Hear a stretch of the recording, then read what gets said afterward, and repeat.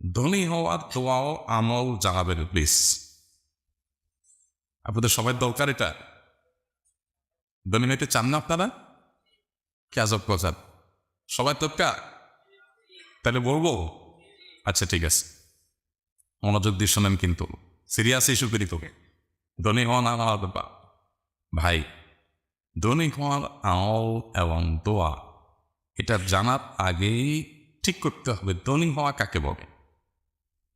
ধনী হওয়া, আমি কিন্তু দোয়া শিখাই দেবে, কিন্তু আমি কথা ঘুরাচ্ছি না, কিন্তু আপনারা মনে করেন যে হুজুর মনে মানে পাশ কেটে যাচ্ছে না, আমি দোয়া কিন্তু বলবো, আমার বলবো ইনশাআল্লাহ, কিন্তু তার আগে জানতে হবে ধনী হওয়া কাকে বল। একজন গ্রামের মানুষ, তার কাছে শহরে বাসা ভাড়া নিয়ে থাকা, 20-25 হাজার টাকা বেতন একটা চাকরি পাওয়া, এটাই ধনী হওয়া, তাই না? আবার যে শহরে থাকে 20-25 হাজার টাকা বেতন পায় বা 30 হাজার টাকা বেতন পায়, 15 একটা বাসা নিয়ে থাকতে পারেন, তার কাছে ধনী হওয়ার ডেফিনেশন কি? তার কাছে ধনী হওয়ার ডেফিনেশন একটা ফ্ল্যাটের মালিক হওয়া, হ্যাঁ, এবং মাস শেষ 50-60 হাজার টাকা হাতে আসে, এটা তো তার কাছে। আর যে একটা ফ্ল্যাট মালিক এবং এরকম টাকা আসে, তার কাছে ধনী হওয়ার ডেফিনেশন কি? একটা বাড়ির মালিক হওয়া এবং মাস শেষ কয়েকটা ফ্ল্যাট থেকে লাখখানিক টাকা ভাড়া আসে। আর যে এইটার মালিক, তার কাছে ধনী হওয়ার ডেফিনেশন কি? তার কাছে ধনী হওয়ার ডেফিনেশন হলো বাড়িটা আছে মিরপুরের উত্তরাতে, ধানমন্ডি গুলশানে একটু বাড়ি পর, এটা হলো তার কাছে ধনী হওয়ার ডেফিনেশন। আর যে ধানমন্ডি গুলশান থাকে, তার কাছে ধনী হওয়ার ডেফিনেশন কি? তার কাছে ধনী হওয়ার ডেফিনেশন হলো, সংজ্ঞা হলো দুবাইয়ের পাঁচজমারাতে একটা ফ্ল্যাট কিনা। আর যে দুবাই পাঁচজমারাতে ফ্ল্যাটের মালিক এসে, তার কাছে ধনী হওয়ার ডেফিনেশন কি? তার কাছে ধনী হওয়ার ডেফিনেশন হলো চাঁদে নাকি ফ্ল্যাট বুকিং হচ্ছে, ওখানে টাকা জমা দিতে পার, এটা হলো তার কাছে কি? ধনী হওয়ার ডেফিনেশন। তাইলে জিনিসটা কি দাঁড়াইলো? আসলে সবাই ধনী, আসলে সবাই ধনী। প্রত্যেকে তার উপরের দিকে তাকাইলে মনে হয় আমি কি গরিব, আবার নিচের দিকে তাকাইলে মনে হয় আমি ধনী। তাহলে এটা আসলে দৃষ্টিভঙ্গির ব্যাপার, এটা দোয়ার ব্যাপার না। এটা কিসের ব্যাপার? দৃষ্টিভঙ্গির ব্যাপার। আপনাকে আল্লাহ তাআলা 2টা শার্ট দিছে, আপনি মাত্র 2টা শার্ট, একটা দুইয়া শুকিয়ে আর একটা গায়ে দেয়, আপনি দেখলেন আরে যে 10টা শার্ট। তাহলে ধনী হওয়ার সংজ্ঞা হলো 10টা শার্টের মালিক হওয়া। আল্লাহ হুজুর একটা আমল শিখাই দেয় যে দোয়া করলে আমার 10টা শার্ট হয়ে। এবার আমি দিলাম আপনাকে একটা দোয়া শিখে, আপনি দোয়া করে 10টা শার্টের মালিক হয়ে গেছে, ধনী হয়ে গেছে। এখানে ধনী হন নাই, কারণ ওই যে দোয়া পড়ে পড়ে পড়ে পড়ে পড়ে পড়ে কষ্ট করে করে 10টা শার্টের মালিক যেদিন হবে না, ওই দিন আরেকজনের সাথে পরিচয় হবে, তার 50টা আছে। কয়টা আছে তার? 50টা। এবার ওইটা দেখার পর আবার এসে নেব, বুঝো দোয়া তো আরেকটা লাগবে। এখন শার্ট কয়টা আলাদা দেখছি? 50টা। এবার 50-60 আলাদা মালিকের দোয়া আপনি নিলেন, নিয়ে আবার পড়লেন পড়লেন পড়লেন, 50-এর শার্টের মালিক হয়ে গেছেন। ততক্ষণে দেখলেন আরেক বেটা সে শার্ট ফ্যাক্টরির মালিক। তাহলে এটার কোনো শেষ আছে? সৌদি আরবে আমার এক ভাই ছিল, মিজান ভাই নাম, উনি চিনে, টাঙ্গাইল বাড়ি। মিজান ভাই একজন সাধারণ মানুষ। আমাকে একবার একটা কথা বলছে, আমার কাছে বড় শিক্ষণীয় মনে হয়েছে, যে একজন মানে সাধারণ মানুষ এত সুন্দর থিঙ্কিং। উনি বলেছে আমার বাবা, প্রবাসীদেরকে তো বাপারা সবসময় ধরে যে বাবা পাশের জমিটা বিক্রি হবে, আরেকজন নিয়ে যাবে চোখের সামনে, যেটা দেখা যায় না, বাবা হঠাৎ মরত করে নিল, নিয়ে রাখো বাবা, কাজে লাগবে। বাবা ছেলে বানার জন্যই হয়তো বাপ মা বলেন, কিন্তু ছেলের তো এই চক্কর থেকে আর বাইরে যেতে পারে না, তাই না? তো উনি বলেছে আমার বাবা আমাকে বলছিল যে বাবা আমাদের জমি, পাশের জমিটা বিক্রি হবে, আরেকজন এসে সেখানে থাকবে, কি সহ্য করা যায় বাবা? পাশের জমি যেভাবে হোক বাবা নিতে হবে। তাই আমি বললাম কি বলছেন আপনি চাচারে? বলে যে আমি আমার আব্বা বলেছি আব্বা কোনো অসুবিধা নেই, আপনি যেহেতু নিয়ত করছেন পাশের জমি নিতে হবে, আমি যেভাবে হোক টাকা জোগাড় করে নিয়ে ফেলবো। সমস্যা তো সেখানে না, সমস্যা হলো কয়দিন পরে এর পাশেরটা বিক্রি হবে। এখন হয়তো উত্তর পাশেরটা বিক্রি হয়েছে, কয়দিন পরে দক্ষিণ পাশেরটা বিক্রি হবে, আবার কয়দিন পরে পূর্ব পাশেরটা বিক্রি হবে, আবার কয়দিন পরে পশ্চিম পাশেরটা বিক্রি হবে, আবার যেটা কিনেছি ওইটার পাশেরটা বিক্রি হবে। তা আমি কত দূর এইভাবে যেতে থাক? এটা তো একটা লিমিটেশন থাকা উচিত না? এই ঘটনাটা আপনাদেরকে কেন শোনাইছে জানেন? এটা শোনাইছে শুধু এটা বোঝার জন্য যে আমরা আসলে সবাই ধরুন, আমরা কেউ আসলে গরিব। এটা মনের ব্যাপার, এটা মানসিকতার ব্যাপার।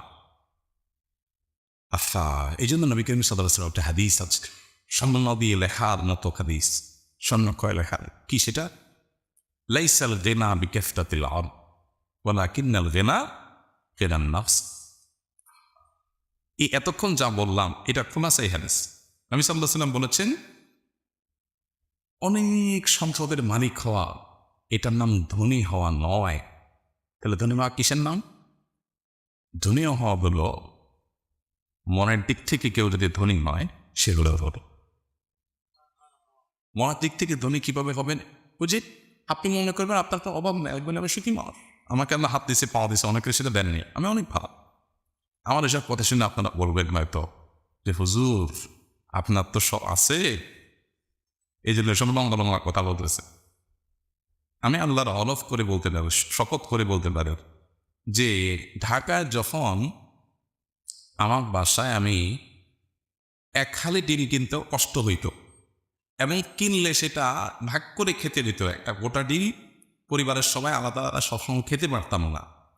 তখনও আমার কাছে মনে হয়, আমার ওয়াইফের সাথে মাঝে মধ্যে আলাপ হয়, সেও আমার সাথে একমত, তখনও আমাদের কাছে এক মুহূর্তের জন্য মনে হয় না আমাদের কোনো অভাব আছে, ওদের খুব ধনী মনে হতে দেখা, খুব সুখে আছে। বহু কোটিপতি, বহু সম্পদশালী আমার জীবনে দেখেছি যাদেরকে আল্লাহ তাআলা শত শত কোটি টাকার অ্যাসেট দিয়েছে। এরকম বহু মানুষ আমি আমাদের চোখে দেখেছি যারা এত অ্যাসেটের মালিক হওয়ার পরেও তারা হামতাস করে, হুজুর কীভাবে চলবো জানি না। আমার কাছে কালকেও একজন আসছে, এরকম একজন ইন্ডাস্ট্রির মালিক, বলতেছিলেন হুজুর সামনের দিনগুলোর কী হবে বুঝতেছি না, যদি স্যাংশন আইসা যায় দেশে, ব্যবসা বাণিজ্য এমনি লাভে উঠছে, বাকিটা হবে, মাসের খরচের টাকাটাও জোগাড় হবে থেকে আমি যাই না। এটা যে বকলক বলতেছে তার যে পরিমাণ অ্যাসেট আছে সেগুলো বিক্রি করে বসে বসে খাইলেও 2-1 প্রজন্ম চলে যাওয়ার কথা, বা সে টেনশন করতেছে যে সে কি খাবে। এগুলো কিসের ব্যাপার বলে? মনের ব্যাপার। বিশ্বাস করেন, আমি শপথ করে বলতে পারি আমাদের বেশিরভাগ মানুষের অভাবটা হলো মনে। অভাবটা কোথায়? মনে। আপনি কেন নিজেকে গরিব মনে করতেছেন?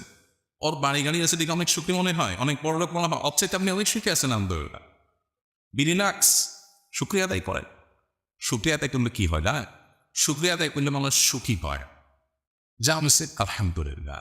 আর যখন বলবেন না না না খাই খাই, তখন যা হবে তারপর আরো কি থাকবে? দুঃখ থাকবে। এই জন্য আমি সবসময় একটা কথা বলি, 6 তলার পারমিশন পাইছেন বাড়ির, 6 তলা করা শেষ, এরপর রড বাইক ধরে ফেরেছে সাদাই আছে না নাই? কে বাইরে পেয়েছেন? না না, আপনি পারমিশন পাবে না, পারমিশন তো শেষ 6 তলার। রড বাইক পেয়েছে কেন? একটু কখনো টাকা পয়সা জোগাড় করতে পারলে একটু ওয়াও করে উপরে একটা টিন দিয়ে ওঠা একটা ভাড়া দিবে। বুঝতে পারছে? তাহলে এই লোকটা কি অভাবী নাকি ধনী? অভাবী না? তো অভাব আছে না? এখন টাকা নাই হইলে জোগাড় করে দিবে, তাহলে গরিব মানুষ মূলত টান আছে, তাই না? গরিব মানুষ কম। গরিব মানে কি? গরিব শব্দটা আরবি, এর মানে কম, তার কম আছে এখন। আরেকজন কুড়ে ঘরে আছে, হয়তো ভাড়া ঘরে আছে, হয়তো বস্তিতে আছে, মাগার ইনকাম করে আয়সা বাবার থেকে ডাল আলু ভর্তা জোগাড় করে আয়না খায়া তাকে টান দিয়া ঘুম দিছে গীত গাইতে গেতে। এই লোকটা রড বাইক করার টেনশনও নাই, আর কিছু বাড়ার টেনশনও নাই। এই লোকটা হলো প্রকৃত অর্থে ধনী।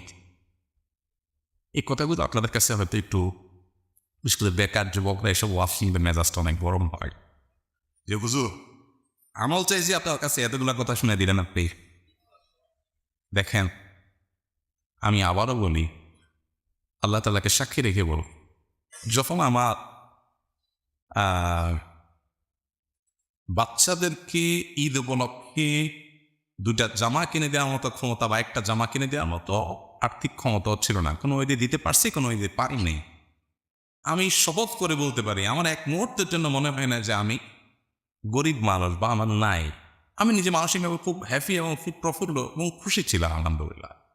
আপনি যদি সুখী হতে চান, ধনী হতে চান, আপনি যে অবস্থা আছেন আলহামদুলিল্লাহ বলতে শিখেন। উপরের দিকে আল্লাহ নিয়ে নেবেন, না নিয়ে নাই, আমি যে অবস্থা আছেন শুক্রিয়া আদায় করবো, আপনি প্রকৃতি সুখী হবেন। আশা এই জন্য ভাইরা, নবী করিম সাল্লাল্লাহু আলাইহি সাল্লামের এরকম কোনো দোয়া আমি জানি না যে দোয়া তিনি বলেছেন, আল্লাহুম্মা ইন্নী আসআলুকা কাসরাতাল আমওয়ালি ওয়াল আরাদি ওয়াল ফুলুস। আল্লাহ, তোমার কাছে অনেক পয়সা, অনেক টাকা, অনেক জমি জমা চাই, এরকম কোনো দোয়া আমার জানা নেই। তাহলে কি আছে? নবী সাল্লাল্লাহু আলাইহি ওয়াসাল্লাম আমার কাছে দোয়া করতেন, আল্লাহুম্মা ইন্নী আসআলুকাল আফিয়া ফিদ দুনিয়া ওয়াল আখিরা। আল্লাহ, আপনার কাছে সুখ চাই। কি চাই? শান্তি চাই, প্রশান্তি চাই, সুস্থতা চাই। এটা ছিল তার দোয়া। এখন আপনার কি সুখ দরকার না দুনিয়া দরকার? বুঝে শুনে বলতেছেন? তাহলে তা আরেক বিপদে পড়বে। আসেন এবার বিপদে যাই। আমি বিভিন্ন সময় বলি, দুইটা অপশন যদি আল্লাহ তাআলা দেয় এখন, যে একটা ব্লাঙ্ক চেক দেওয়া হবে তোমাকে, ব্লাঙ্ক চেক, সিগনেচার করা খালি চেক, ফিগার তুমি বসায় নিবা 10 কোটি, 20 কোটি, 50 কোটি, 100 কোটি, যা মনে চায় ফিগার তুমি বসায় না, এবং এটা দিয়ে তুমি গাড়ি, বাড়ি, ফ্যাক্টরি বহুত কিছু করতে পারো। তবে এগুলো করার পর তুমি সুখে থাকবা নাকি কোনো ক্যান্সার হয়ে ধরা পড়বে, না কোনো সমস্যা হবে, সেটা বলা যাচ্ছে না। হয়তো পারে, না নিতে পারো। এটা একদিকে। আরেকদিকে রাখা আছে তোমার জন্য একটা কুড়ের ঘর, একটু বাতাস আসলেই পানি পড়ে, আর একটা ভাঙাচোরা রিক্সা, কিছু উপার্জন করে কোনো রকম ডাল জাল খেয়ে বাঁচতে পারো। আর কুছ তো সবসময় কিনার টাকা হবে না, বাট সুখী থাকা নিশ্চিত। এই দুইটা অপশন যদি আপনাকে দেওয়া হয়, বুকে হাত দিয়ে বলতে কোনটা নিবে? সরে যাই আমরা ওদের কবি এখন নীরব হয়ে গেছে। কবি এতক্ষণ জোরে জোরে বলতেছিল, সুখ চাই, টাকা চাই না, ধনী হওয়ার দোয়া দরকার নাই হুজুর, সুখী হওয়ার দোয়া শিখাই দেন। এটা এতক্ষণ কবি বলতেছিলেন। এখন কবি বলতেছেন, না আমি কিছু বলতে চাইবেন। কারণ বাস্তবতা হলো 100 কোটি টাকা আর রিক্সা করে ঘর, এখানে শান্তি নিশ্চিত, ওখানে শান্তি হইতে পারে, নাও নিতে পারে। এরকম যদি অপশন দেওয়া হয়, এটা কথা তো আমরা অবশ্যই টাকা দিয়ে টানতে, তাই আমরা চিন্তা করি যে ঠিক আছে, সুখের মালিক আল্লাহ তাআলা, কিন্তু এই পায়রান না। হাসান বসরি আব্দুল্লাহ সম্ভবত বলছিলেন, কোরআনে আল্লাহ তাআলা বহু জায়গায় ওয়াদা করেছেন, বহু জায়গায় আল্লাহ তাআলা ওয়াদা করেছেন যে আল্লাহ তাআলা মানুষের রিজিকের দায়িত্ব নিয়েছে। কিন্তু শয়তান, আল্লাহ তাআলা সে সম্পর্কে কোরআনে বলেছেন, আশ-শাইতানু ইয়াইদুকুমুল ফাকরা। শয়তান তো আমাদেরকে দারিদ্র্যের ভয় দেখা। শয়তানের একবার ভয় দেখানোর প্রতি এত বিশ্বাস যে আল্লাহ তাআলা এতবার বলেছেন তোমাদের রিজিকের দায়িত্ব আমি নিলাম, আমাদের সে বিশ্বাস হয়। তো ভাইরা, ধনী হওয়ার জন্য আলাদা দোয়া না, বরং আল্লাহর কাছে সুখী হওয়ার জন্য দোয়া করবেন। আল্লাহুম্মা ইন্নী আসআলুকাল আফওয়া ওয়াল আফিয়াতা ফিদ দুনিয়া ওয়াল আখিরা। আমাদের সকাল সন্ধ্যার যে দোয়ার বইটা আছে, ওখানে এরকম কয়েকটা দোয়া আছে যেখানে আল্লাহর কাছে প্রশান্তি, সুখ চাওয়া হয়েছে। আল্লাহ তো আমাদের সবাইকে সুখী হওয়ার তৌফিক দান। সেই সাথে সম্পদশালী হওয়ার জন্য আপনি চেষ্টা করেন, সিরিয়াসনেসের সাথে কাজ করেন। এই দোয়া চাওয়া পাবলিকের বেশিরভাগ আমি দেখছি অলস। বুঝেন নাই?